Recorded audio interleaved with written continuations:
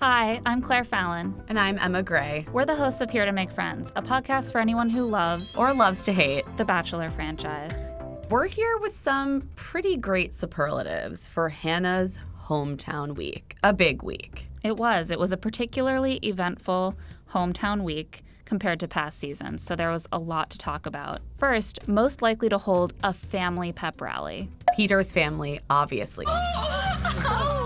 They were very enthusiastic with their celebration of their German heritage. Fröhlich sei das Abendessen. Fröhlich, fröhlich, fröhlich. They did a family chant together in German.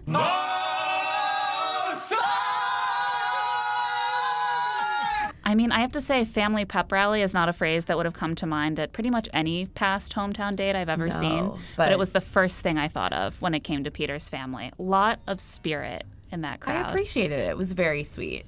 Next, most likely to put a huge smile on Peter's face. Peter's sweet, sweet face. I mean, sorry, Hannah, but it's gotta be an airplane. Yeah, that's his true love. His true passion. His true fire. I've never girlfriend. seen such a joyous expression on his face as I saw when he finally got his hands on those controls. And as great as his relationship with Hannah seems, I think the one he has with his airplane is even stronger. I agree. Next, we have most welcome to help us all with our sunscreen. Looking at you, Tyler C. I mean, he's not very good at it, but It's that's not the really point. about the end result. It's about the journey. It's about the experience that you share. What do you want?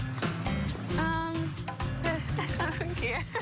And watching Tyler and Hannah massaging sunscreen into each other's abs, I thought I wouldn't pass that up, No. you know? And I'm sure many of you wouldn't either. Behave now. Next, most likely to have a large number of character witnesses. I mean, this isn't even a most likely to. He had the most character witnesses, I think, of any contestant I've ever seen on this show. Luke. Obviously. I mean, none of the rest of them quite needed character witnesses the way that he did. And he brought out his whole Bible study Sunday school crew to explain to Hannah that not only is he a man of God, he's just the nicest dude. He's the real deal. but he has just the biggest, best, Luke's literally made friends with everybody around us. most beautiful, most open, most humble, You will see the most humble guy. most kind heart. Luke loves the underdog, and he's gonna reach out to them. And smile. And smile. He's always smiling. This giant, bulking man with a smile always on his face. He's at no If point. we know one thing about Luke, it's just always joyful, never Yeah. scowling. They just wanted her to know that when he's around them, he is never glaring with murderous intent at any of them. It's always smiles. Luke brought out a whole battalion of people to testify on his behalf, and it seems like it worked with Hannah. It was a nice change to just see people rally around him and support him because I have not heard a lot of that. Next, we have most weirdly supportive family. Peter's. His mom was straight up like, I hope God will give me a daughter in the form of you, Hannah. God will find the path for you. And of course, would I love it to be with our son? Absolutely, because I'm really in need of a daughter. Yes, they were Very direct. They were completely on board. There was weeping. They wept with eagerness to have Hannah join their family. It was beautiful. Que viva el amor. Viva el amor. Para el amor. Amen to that. I expected to see a little more caution, and most of the families were pretty supportive, but Peter's was downright just desperate. Arms open. Please come join our family. Beautiful, but also a little surprising, a little odd. A little bit. So Peter's family takes the cake there. And then we have the most weirdly unsupportive family. And it's normal for families not to be supportive, but Jed's family took it to another Wow. level. And obviously, this entire hometown date was colored by the fact that we now know that Jed went on the show for his career with a girlfriend back home. And presumably his family was also aware of this, which really came across during this date. They were just terrified, hoping Hannah wasn't actually into their son. It's a very opposite vibe from Peter's. I feel like if I've fallen in love with this person, yeah.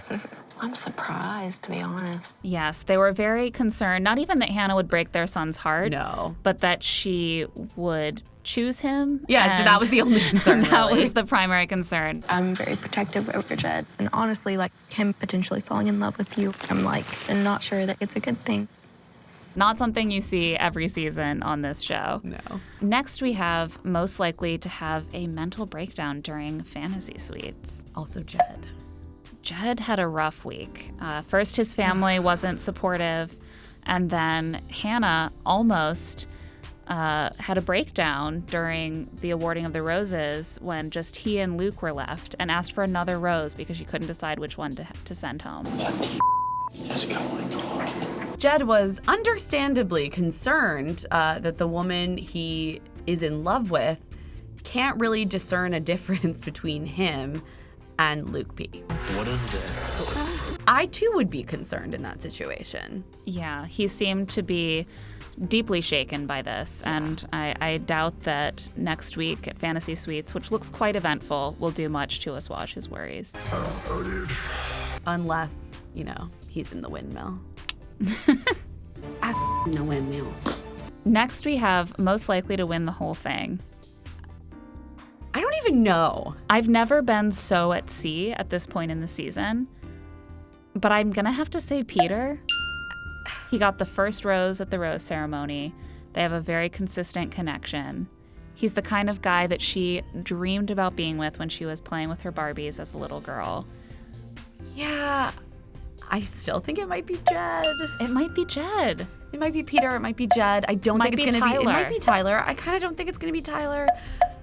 I don't know. It's really, it's anyone's game at this point. Yeah, we wish we could guide you with a surer hand, but we cannot. This season is throwing a lot of curveballs at us. What can we say? Finally, most likely to be the next Bachelor. I personally am still in the bag for Mike, but Same. This episode did kind of sell me on Peter as the next Bachelor. Could he win and also be the next Bachelor? I mean, maybe. This is just a season of firsts. He did get the full Bachelor edit on this date. He seems like he would be a very personable, charming His family lead. is obviously on board. I think They know how to cry. He knows how to cry.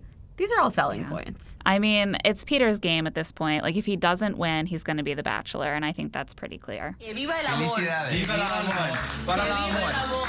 And that's it for this week's hometown edition of Here to Make Friends Superlatives. Join us again for more love And snark. when we discuss next week's episode of The Bachelorette, this time Fantasy Suites. Until then, you can listen to Here to Make Friends on Apple Podcasts or wherever you listen.